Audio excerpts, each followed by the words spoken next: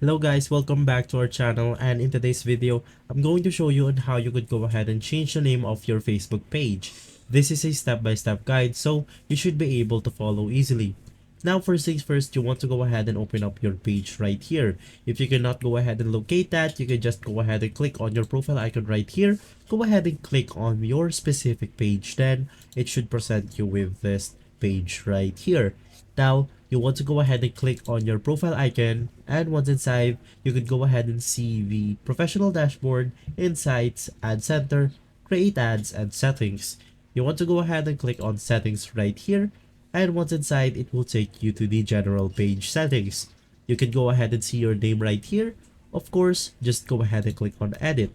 Now, you have to take note, if you change your name on Facebook, you can change it again for 60 days. And there's also another piece of note right here. If you have a minor change inside your name, it will instantly get approved.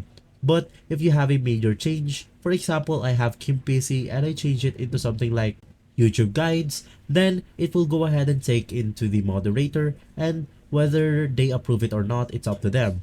After changing your name right here, just go ahead and click on review change, and it will take you to the pop-up menu. You are requesting the following change to your page.